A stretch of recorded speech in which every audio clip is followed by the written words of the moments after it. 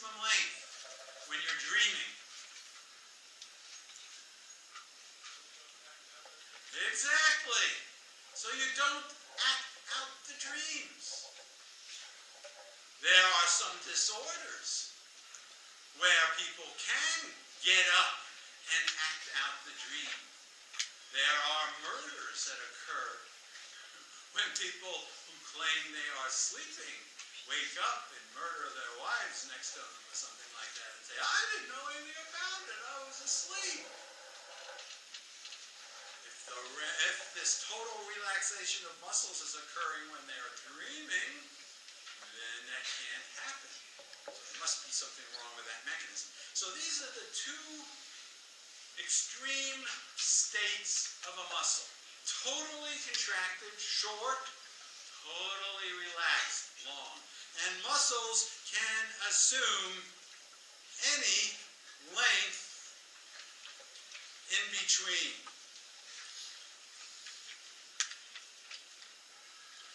Now, we want to talk about in detail how skeletal muscles control the movements of our body.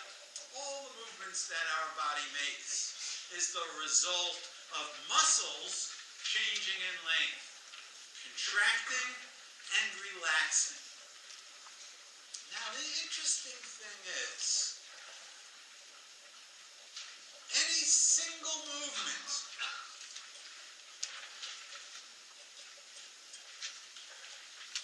requires opposite changes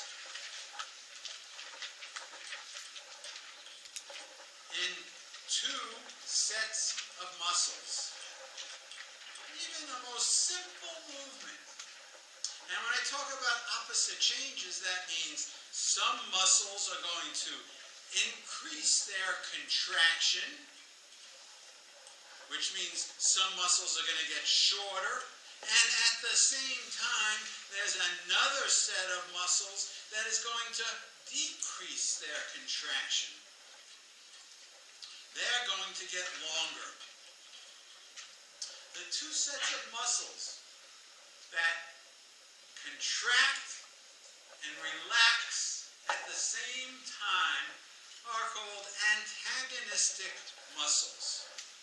Antagonistic pairs of muscles. And let's look at some specific examples of this. Okay?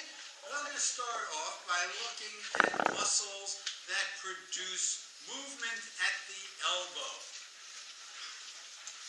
Remember, and we're talking about flexion, which is a decrease in angle, extension, which is an increase in the angle.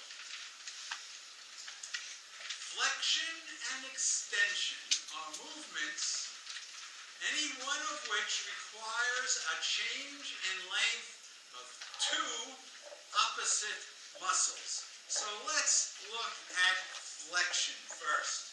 All right, I want you to all flex. Flex. Where do you feel? And I want you to learn to pay attention to the muscles in your body. Try to just relax and feel what's going on. Which muscles are increasing in contraction or getting shorter as you flex? Biceps. Biceps are, feel it. They're getting shorter. You can feel them bulging as you flex. Now, at the same time that you're flexing, what's happening to the muscles under here? The triceps muscles. Feel it. Flex. What are those muscles doing as you flex? What do they feel like when they're flexed? Are they tense? Are they tight? Are they short?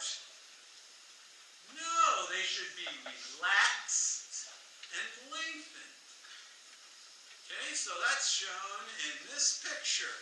When you produce a flexion, The biceps muscles shorten. The tricep muscles, which are antagonists of them, lengthen and relax.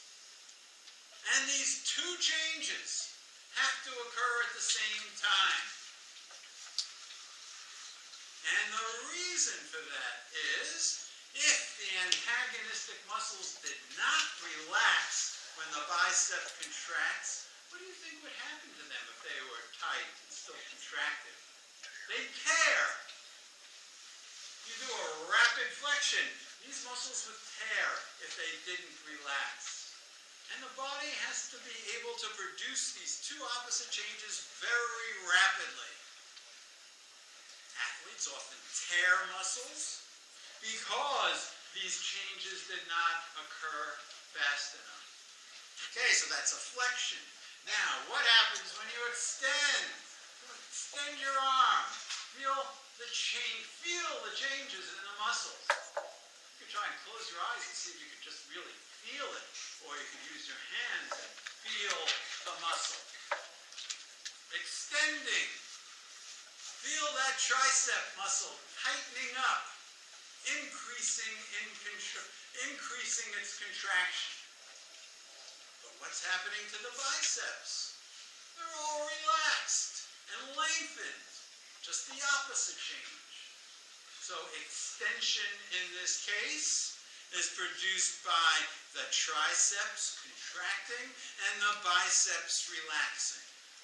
The main point here, every movement requires a change in two sets of muscles. Next week we will talk about how that happens. Here's another kind of movement. The movement at the knee, where you can flex or extend. You got room, do that. Flexion. Yeah, okay, you can do that. Flexion. Where is the muscle increasing in contraction? You flex. Which muscle is increasing in contraction? The one on the top, which is the quadriceps, or the one on the bottom of the thigh, which is the hamstring? Well, which one? Quadriceps or hamstring? Which is contracting when you flex at the knee?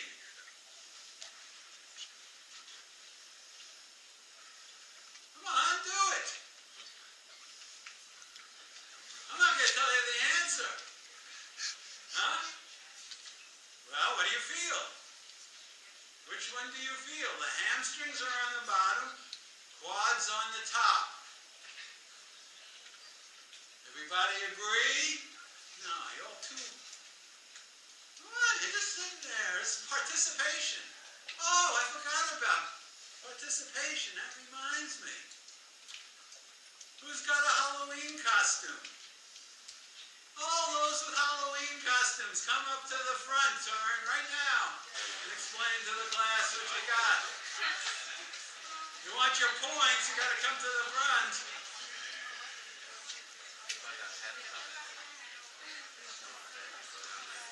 And Chris is back there, is going to write everybody's name. You got a costume, you get 2 extra points. If it's biologically significant, you get 5 extra points.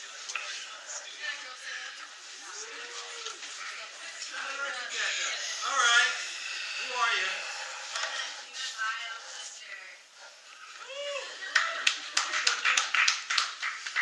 5 extra points? Yeah. All right. Are you sure she has your name? No. Okay. Who are you? I am Mac. Woo! Oh. Biologically significant? Give me a few lines that are biologically significant.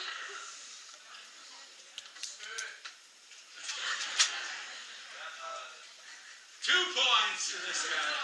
Make sure she's got, huh? Zach Johnson.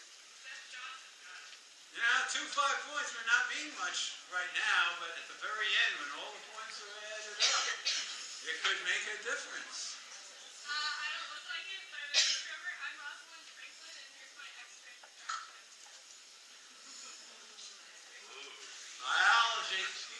5 points. I'm a paleontologist surrounded by my dinosaurs. Heather Pollock. Wait a minute, we haven't decided how many points she gets. I still get some. Oh yeah. 1. 2 or 5? 5. Okay, 5 points.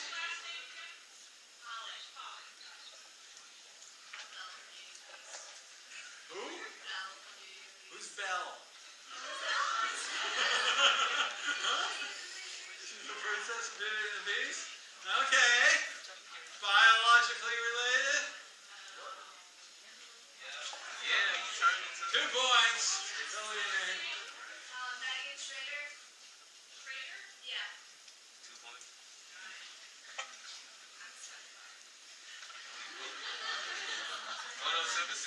5 points. Biology. 5 points? Alright. 5 points. Tell your name.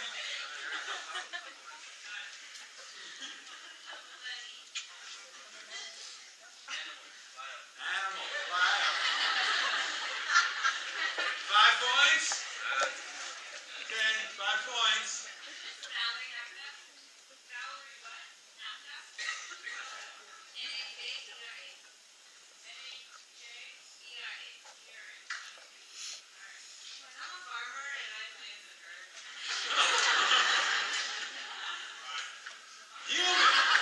Human, right? That's biology. This is human biology. 5 points? We did study it, man. Okay.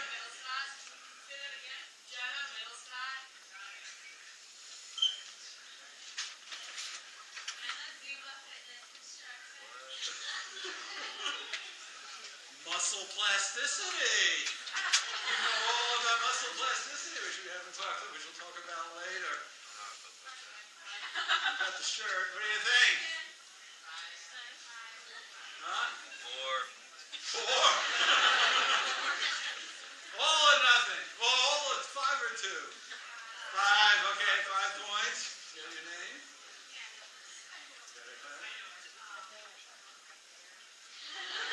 A red-nosed reindeer? Are they real? Is this biology? But not a red-nosed one. They're not real, are they? They're flashing. Okay, 5 points. Got it. Who's this? You got your name? Okay.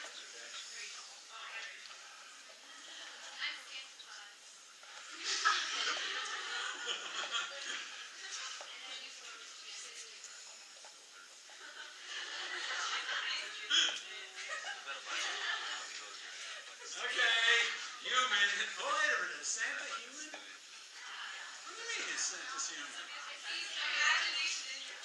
But I always told my kid that Santa was from another dimension. He wasn't human. Because how else could he deliver toys to everywhere on Earth in one night? There's no way he could do that. So it can't be human. It's got to be a trans-dimensional creature. All right, 5 points? All right, Santa gets 5. You're me! But you got hair! And you don't have a beard. You had to shave your head. Gene. Gotta be Gene. Human? Biology teacher? Okay.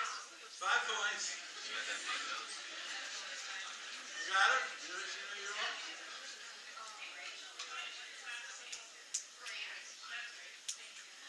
You got me? Yeah, okay.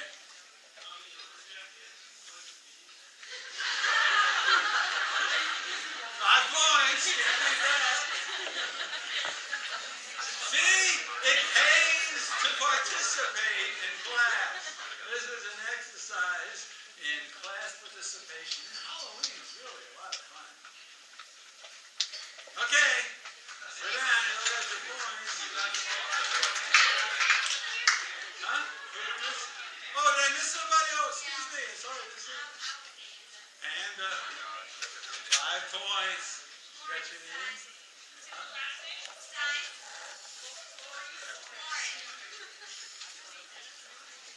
Guys, if you all came in costume, you could have spent the whole hour doing this. Spell your last name.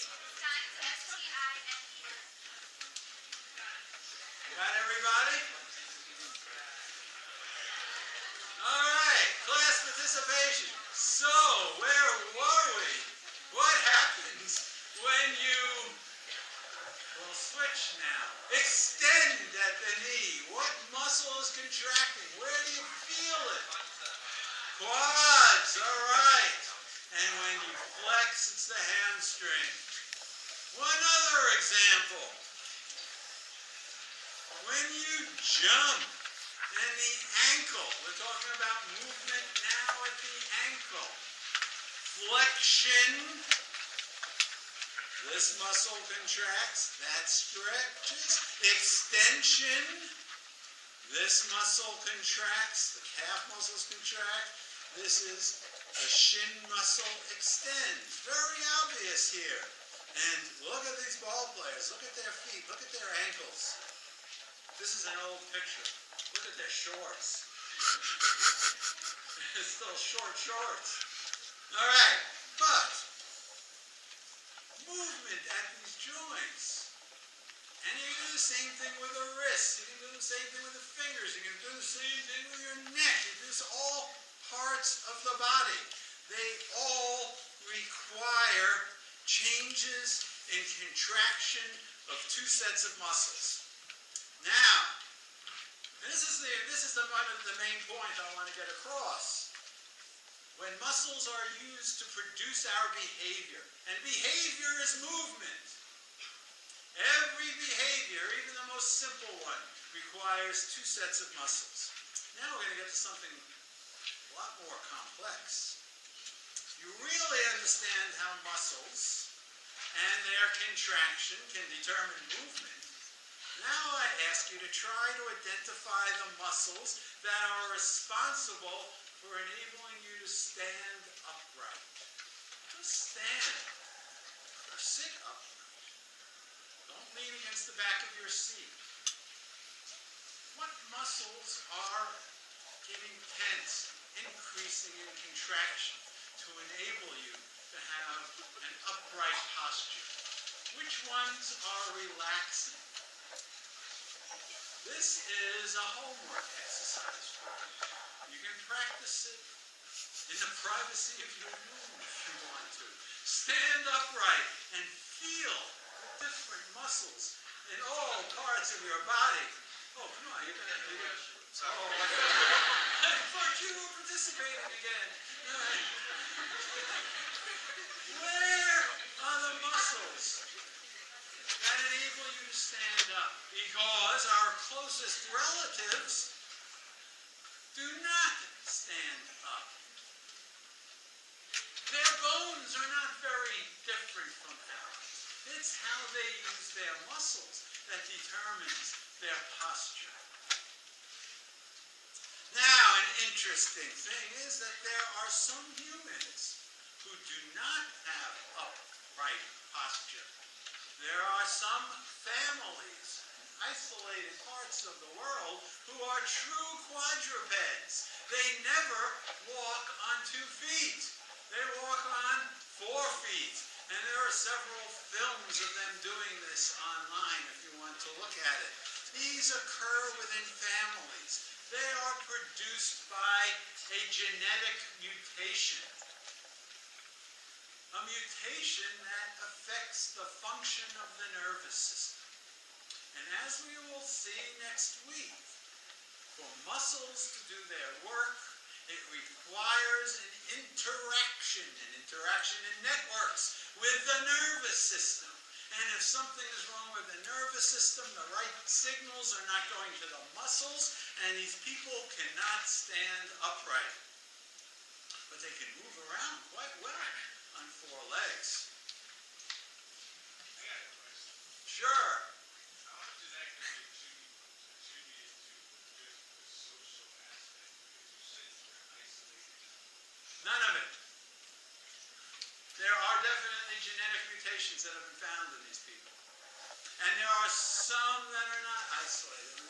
There are multiple families with this kind of behavior scattered in different parts of the world. The one that the famous TV program, Nova program, is made about is a family in Turkey. So or no, this is not learned behavior. Now you think that. Now think about when you were 1 year old and learning how to stand on your feet. You think you had to learn that? Or was it something built into your development, genetically built into it? If you take a kid, good experiment. Let's take a kid and isolate it from all human interaction, take them away from their family. Will they stand up and walk on their own? Will they stand up and walk on their own? Indicating that they didn't need to see this and learn this from other people. Yeah.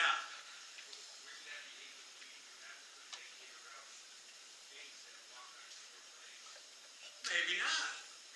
Because We'd have to do both. You'd have to do both. You couldn't have, but then if you had it on 4 legs, then you, there's an argument that a kid stands up and walks because that's why you're ground kid is standing up and walking. no, I'm not arguing that. But You you could. could. It's a learned behavior, even though it might be genetically inherent. It still takes putting somebody else's way to learn that. Maybe not. Maybe not. We won't know until we do the experiment. Want to do the experiment? I'll tell you what's very closely related to that experiment. I always wondered, well, we're really getting off topic now, but it's a behavior. I always wondered if you took 2 kids, boy and a girl, raised them in isolation, would they ever discover sex?